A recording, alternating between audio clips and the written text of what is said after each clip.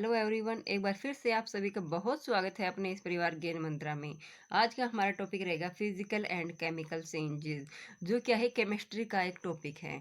तो पहले हम फिजिकल और केमिकल चेंज क्या होते हैं और कब कहेंगे कि हम फिजिकल चेंज हुआ है और कब कहेंगे केमिकल चेंज हुआ है, उनके अंदर डिफरेंसेस क्या है, पहले वो समझ लेते हैं। उसके बाद में हम इनसे रिलेटेड कुछ एग्जांपल्स को देखेंगे जिससे हमारा कंसेप्ट क्लियर हो जाएगा। और लास्ट में हम इनसे रिलेटेड कुछ क्वेश्चन को देखेंगे। पहला जो है हमारा वो है कि फिजिकल और केमिकल चेंज होते क्या है, इनमें डिफरेंस क्या है। कि जो फिजिकल चेंज होंगे उनके अंदर केवल फिजिकल प्रॉपर्टीज में चेंज होगा, जैसे कि कलर में चेंज हो सकता है, ऑर्डर में चेंज हो सकता है, यानी कि स्टेट में चेंज हो सकता है, या डेंसिटी में चेंज हो सकता है, या वॉल्यूम में चेंज हो सकता है फिजिकल चेंज के अंदर। यानी कि जो केमिकल प्रॉपर्टीज हैं वो अनचेंज्ड रहेंगी फिजिकल चेंज में, और जो केमिकल चेंज होगा उसके अंदर इनकी केमिकल प्रॉपर्टीज में चेंज आएगा। उससे आगे है जो फिजिकल चेंज है, इसके अंदर कोई अदर सब्सटेंस नहीं बढ़ेगा, यानी no new substance is formed. यानी कि जो सब्सटेंस है वही सब्सटेंस हमें बाद में मिलेगा, चेंज होने के बाद में भी कोई अदर सब्सटेंस या नया सब्सटेंस इसके अंदर नहीं बनेगा। जो केमिकल चेंज है इसके अंदर हमेशा जब केमिकल चेंज होगा तो उससे क्या होगा, हमें न्यू सब्सटेंस की जो फॉर्मेशन है वो होगी वहाँ पे। थर्ड है कि जो फिजिकल चेंज होते हैं इनके अंदर या तो वेरी लिटल या फिर कोई एनर्जी ही ना तो अब्जॉर्ब होती है एनर्जी, ना ही गिवन आउट होती है। इसके अंदर ना ही एनर्जी निकलती है ना ही एनर्जी अब्जॉर्ब होती है चेंज के दौरान। किसकी फॉर्म में, या हीट लाइट और साउंड की फॉर्म में, ना कोई एनर्जी अब्जॉर्ब होगी ना ही एनर्जी निकलेगी। और जो केमिकल चेंज होता है इसके अंदर ऑलवेज एनर्जी का अब्जॉर्प्शन भी होगा, और या तो अब्जॉर्प्शन होगा या फिर उसके अंदर इवोल्यूशन होगा in the form of light, heat and sound की फॉर्म में। उससे आगे है जो फिजिकल चेंज है, ये एक टेम्परेरी चेंज है, ये कुछ टाइम के बाद में फिर से चेंज हो जाता है, यानी टेम्परेरी चेंज है। और जो केमिकल चेंज है वो परमानेंट चेंज होता है, यानी एक बार कोई सब्सटेंस अदर सब्सटेंस में चेंज हो गया तो वो उसी के अंदर रहेगा, दोबारा से हम उसका फिर से वही नहीं बना सकते। उससे आगे हमारा जो ओरिजिनल फॉर्म है, जो सब्सटेंस की चेंज होने के बाद में जो ओरिजिनल फॉर्म हमें जैसे पहली ओरिजिनल फॉर्म थी उसके बाद में फिजिकल चेंज से कोई और फॉर्म बन गई, तो उसको हम फिर से रिगेन कर सकते हैं इसमें बाय सिंपल फिजिकल मेथड से। सिंपल फिजिकल मेथड से हम दोबारा से आपकी ओरिजिनल फॉर्म को रिटेन कर सकते हैं। और जो केमिकल चेंज है उसके अंदर हम कोई सिंपल मेथड से हम उसकी ओरिजिनल फॉर्म को प्राप्त नहीं कर सकते। उससे आगे है कि जो फिजिकल चेंज होते हैं वो रिवर्सिबल होते हैं, यानी कि उनको हम दोबारा से उल्टा कर सकते हैं। और जो केमिकल चेंजेस होते हैं वो इरिवर्सिबल होते हैं। ये सब था, इनके बीच में डिफरेंस था। अब इनको हम थोड़ा सा डिटेल में समझ लेते हैं कि कैसे कब फिजिकल चेंज होगा कब केमिकल चेंज होगा।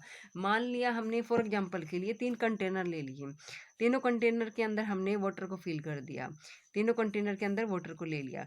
पहले वाले कंटेनर, जो पहला नंबर का कंटेनर है, ये दूसरे नंबर का कंटेनर है, ये तीसरे नंबर का कंटेनर है।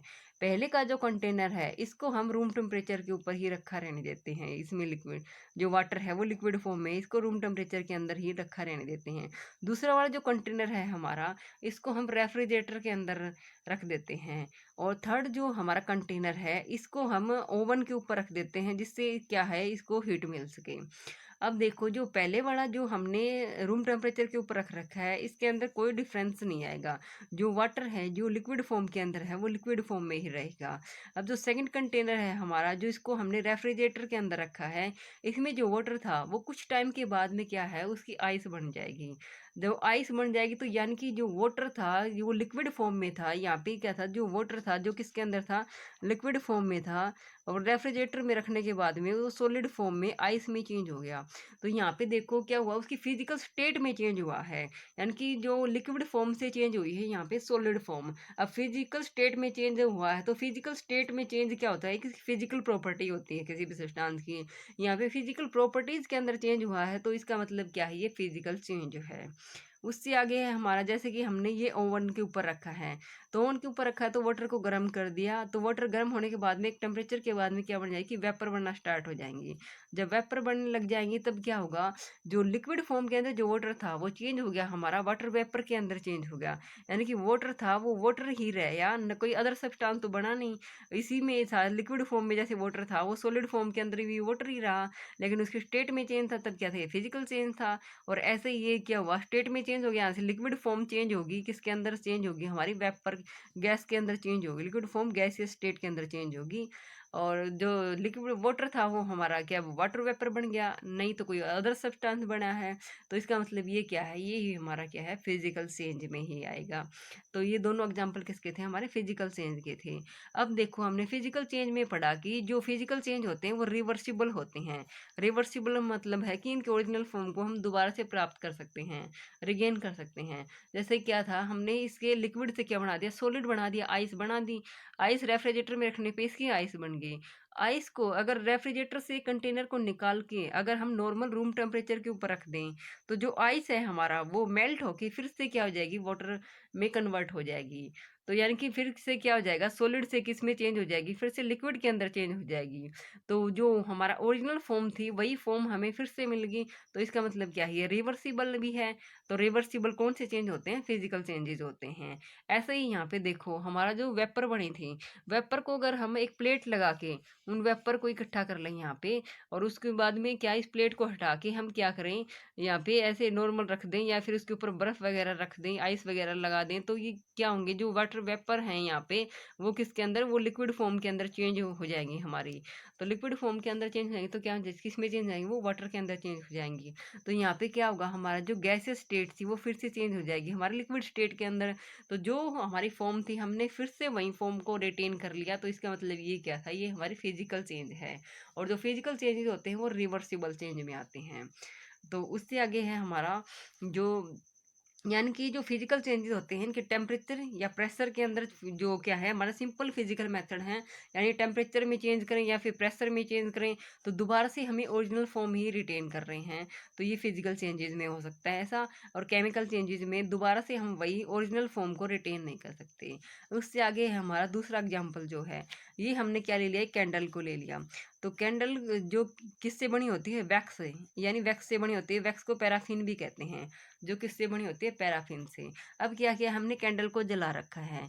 कैंडल को जलाते हैं तब जो हमारी जो वैक्स है, जो ये वैक्स है ये जल के किसकी फॉर्म के अंदर कन्वर्ट हो जाती है, इससे निकलती है फिर CO2 निकलती है, कार्बन डाइऑक्साइड गैस निकलती है, रिलीज होता है इसमें। और क्या निकलता है, वाटर वेपर भी रिलीज होते हैं, और हीट भी निकलती है कैंडल से, और लाइट भी निकलती है। अब देखो हमने वैक्स को चेंज कर दिया किसके अंदर, CO2 और वाटर वेपर के अंदर चेंज कर दिया। अब देखो वैक्स जो था हमारा कोई और सब्सटेंस था, और जो कार्बन डाइऑक्साइड गैस है, जो वाटर वेपर है, ये कोई और सब्सटेंस बना, यानी नए सब्सटेंस बन गए हमारे वैक्स से, जो कि हमारे कार्बन डाइऑक्साइड और वाटर बन गए। अब जो न्यू सब्सटेंस की जो फॉर्मेशन होती है वो हमेशा केमिकल चेंजेस में होती है। तो इसका मतलब जो कैंडल का जो जलना है वो क्या है, केमिकल चेंज है। उससे आगे क्या था कि जो इसके जो इसे इरिवर्सिबल होता है, जो केमिकल चेंज होता है ये इरिवर्सिबल होता है, इसको दोबारा से वही फॉर्म नहीं रिटेन कर सकते। इसका मतलब क्या है, हमें जो मिल रही है, अभी ये चीज़ें मिल रही हैं, इन चीज़ों से दोबारा हम क्या है, टेम्परेचर या प्रेशर चेंज करके, टेम्परेचर या प्रेशर चेंज करके इनका हम क्या नहीं बना सकते दोबारा से, इनका इन सब चीज़ों से मिलके वैक्स का निर्माण नहीं कर सकते दोबारा से। तो इसका मतलब क्या है, ये इरिवर्सिबल चेंज हो गया। और इरिवर्सिबल चेंज क्या होते हैं, हमारे केमिकल चेंजेस होते हैं। उससे आगे हम कुछ एग्जांपल्स को देख लेते हैं जिससे हमारा कंसेप्ट और क्लियर हो जाएगा। जो पहला एग्जांपल है हमारा वो क्या है, पानी में नमक घोलना। अगर हम पानी में नमक घोल दें तो वो किस टाइप का चेंज होगा। जैसे कि हमने कंटेनर ले लिया, इसके अंदर क्या किया, वाटर ले लिया, वाटर के अंदर हमने क्या कर दिया, नमक को घोल दिया। अब नमक को घोला तो नमक को घोलने के बाद में अब देखो जो इससे जो चीज़ बनी है हमारी, वो क्या है, इसमें इसके अंदर क्या है, नमक और क्या है, जो सॉल्ट है हमारा, और क्या है, वाटर है। अब घोलने के बाद भी क्या है, सॉल्ट और वाटर ही रहेंगे, ना कि इससे कोई और केमिकल का निर्माण हो रहा है, ऐसा कुछ नहीं होता। लेकिन फिर क्या है, हम दोबारा से फिजिकल चेंज, तो इसका मतलब क्या है, ये फिजिकल चेंज है हमारा, कोई नया सब्सटेंस नहीं बना, तो इसका मतलब क्या होगा, ये फिजिकल चेंज होगा। और फिर हमने पढ़ा था कि जो फिजिकल चेंजेस होते हैं वो रिवर्सिबल चेंजेस होते हैं। तो रिवर्स कैसे कर सकते हैं इस प्रोसेस को, यानी कि जो नमक है और वाटर को दोबारा से कैसे हम रिटेन कर सकते हैं, तो कैसे करेंगे। अब इसको क्या कर दें, वाटर को यहाँ पे क्या करा दें, इवेपोरेट करा दें। तो वाटर का अगर इवेपोरेशन हो जाएगा तो वाटर तो वेपर की फॉर्म में इवेपोरेट होके उड़ जाएगा, और यहाँ पे हमारा क्या बच जाएगा, कंटेनर के अंदर सिर्फ और सिर्फ क्या बच जाएगा, नमक है, जो सॉल्ट है हमारा, वो हमें मिल जाएगा। तो इस प्रकार क्या हमने ओरिजिनल फॉर्म को फिर से प्राप्त कर लिया, तो ये किसका एग्जाम्पल हो गया, हमारा फिजिकल चेंज का एग्जाम्पल होगा। उससे आगे है जो रस्टिंग है। रस्टिंग यानी कोई आयरन की चीज़ है, अगर उसको हम मॉइस्चर के अंदर रख दें तो मॉइस्चर और ऑक्सीजन की प्रेजेंस में क्या है, आयरन के ऊपर रस्ट लग जाता है। तो आयरन के ऊपर क्या है, एक रस्ट की एक परत लग जाती है, तो आयरन के ऊपर रस्ट की परत जमा होगी। अब ये जो रस्टिंग है ये कैसा चेंज है, ये पूछ रहा है हमें। अब देखो जो रस्टिंग है, इसको अगर इस रस्टिंग को हम उतार लें, इस रस्टिंग को अगर उतार लें, तो इस रस्टिंग को उतारने के बाद में इसके टेम्परेचर या प्रेशर में चेंज करने पर हम दोबारा से क्या है, इस रस्टिंग से जो ये रस्ट है हमारा, इस रस्ट से हम दोबारा से क्या नहीं बना सकते, आयरन का निर्माण नहीं कर सकते। दोबारा से क्या हम ओरिजिनल फॉर्म को प्राप्त नहीं कर सकते। तो इसका मतलब ये क्या है, हमारा एक जो केमिकल चेंज है, और जो केमिकल चेंज है उसमें क्या होती है, केमिकल रिएक्शन होती है। तब यहाँ पे जो क्या था, आयरन का था, आयरन की जब ऑक्सीजन की प्रेजेंस में आने से क्या है, उसकी केमिकल रिएक्शन हुई थी। तो इसका मतलब ये एग्जांपल किसका है, हमारा केमिकल चेंज का है। उससे आगे है हमारा कांच का टूटना, यानी इसमें नए सब्सटेंस की फॉर्मेशन भी हो रही है, जो क्या हमारा रेस्ट है, और रेस्ट से दोबारा से हम आयरन भी नहीं बना पा रहे हैं। तो ये चेंज क्या होगा, इरिवर्सिबल चेंज भी होगा। तो ये सब किसकी प्रॉपर्टीज होती हैं, केमिकल चेंज होते हैं। उससे आगे हमारा है कांच का टूटना। जैसे कि कोई ये हमारा बड़ा कांच है, तो ये कांच अगर टूट के छोटे छोटे टुकड़ों में डिवाइड हो गया कांच, तो छोटे छोटे टुकड़ों में डिवाइड हो गया। अब देखो ये जो कांच था, हमारा बड़ा टुकड़ा था, ये टूटने के बाद में भी क्या है, कांच ही रहा, ना कि कोई और सब्सटेंस बना है।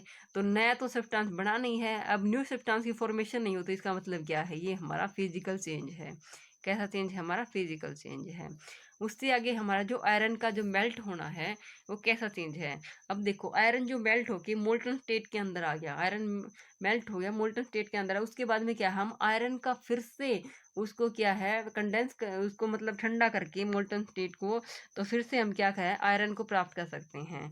तो फिर से हम ओरिजिनल स्टेट को प्राप्त कर सकते हैं। तो इसका मतलब ये कौन सा हो गया एग्जाम्पल, हमारा फिजिकल चेंज का एग्जाम्पल हो गया। उससे आगे है दही का जमना। दही का जमना यानी दूध से हम किसका निर्माण कर रहे हैं, मिल्क से हम किसका निर्माण कर रहे हैं, कर्ड का निर्माण कर रहे हैं। अब ये जो चेंज होता है मिल्क से कर्ड में, तो ये एक बायोकेमिकल रिएक्शन से होता है। तो ये केमिकल रिएक्शन में आ गया। तो केमिकल रिएक्शन तो किस में होती है, हमारे केमिकल चेंजेस में होती हैं। और इसके अंदर क्या था, दूध से हमारा नया सब्सटेंस बना की फॉर्मेशन होगी, जो क्या है, हमारा कर्ड है। अब कर्ड से हम क्या है, फिर से मिल्क की भी प्राप्त नहीं कर सकते। तो इसका मतलब ये इरिवर्सिबल चेंज भी है। तो ये सारी प्रॉपर्टीज किसकी हैं, हमारे केमिकल चेंज की हैं। तो दही का जमना क्या है, हमारा एक केमिकल चेंज है। उससे आगे है कि आयरन रोड को बेंड करना। अब जैसे ये हमारी क्या थी, आयरन रोड थी, अब इसको हमने क्या कर दिया, ऐसे बेंड कर दिया। तो आयरन रोड को बेंड करना है, इसका मतलब ये पहले आयरन का था, और बेंड करने के बाद में भी क्या है, ये आयरन का ही है। ऐसा तो है नहीं कि बेंड करने के बाद में कॉपर का बन जाएगा, ऐसा तो कुछ होता है नहीं। तो आयरन का जो था सब्सटेंस, वही आयरन का ही रहा। तो इसका मतलब क्या है, कोई नया सब्सटेंस की फॉर्मेशन नहीं हुई। तो नए सब्सटेंस की फॉर्मेशन नहीं, तो इसका मतलब क्या है, ये हमारा फिजिकल चेंज ही है। केमिकल चेंज में ही नए सब्सटेंस की फॉर्मेशन होती है, इसमें नए सब्सटेंस की फॉर्मेशन नहीं हुई, इसलिए ये हमारा क्या है, फिजिकल चेंज ही है। इससे आगे हम हमारे आज के 3 क्वेश्चन हैं, इनके आंसर आपको हमें कमेंट बॉक्स में देना है। जो आज के क्वेश्चन है हमारे, वो ये है कि पहला जो क्वेश्चन है हमारा वो ये है कि डाइजेशन ऑफ फूड जो है वो किस प्रकार का चेंज होता है। डाइजेशन ऑफ फूड जो हो किस प्रकार का चेंज है, यानी फिजिकल चेंज में आएगा या फिर केमिकल चेंज में आएगा। और दूसरा जो हमारा वो बर्निंग वुड, यानी जो लकड़ी का जलना जो है वो कैसा चेंज है। थर्ड क्वेश्चन जो हमारा बॉइलिंग ऑफ वाटर जो है वो कैसा चेंज है। इन तीनों क्वेश्चन के आंसर आपको हमें कमेंट बॉक्स में देना है। अगर आपको हमारी ये शॉर्ट वीडियो के माध्यम से छोटी सी जानकारी अगर आपको पसंद आती है, तो प्लीज़ इसे लाइक एंड कमेंट करके ज़रूर बताइएगा हमें कि आपको ये कितनी पसंद आई, जिससे हमें मोटिवेशन मिल सके।